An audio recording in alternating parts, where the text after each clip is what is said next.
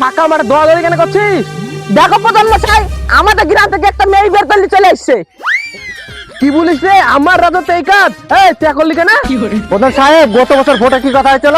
তুমি জিতলে যা আছে তাই করতে হবো। শুনিলাম 23 তারিখে ভোট, একটা ভোটে দেবো না তোমাকে। তুই তো গরম কথা দেখাচ্ছিস। তবে কটা ভোট বে? যা তোর ভোট নিলু না, আমি পাস হবো না। প্রধান সাহেব, 300 ভোট আছে বাড়িতে, নিলে লাল আর গান মারা গা।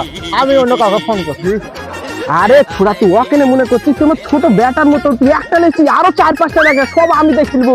আব্বা মনে হয় আর কিছু বুঝবে না। আব্বা আমি গো, আমার বিটি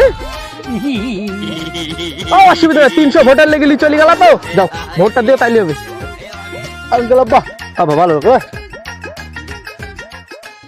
তুই আবার এখানে দাঁড়িয়ে কেন? প্রধান সাহেব, আপনার বিটি চলে গেল যে?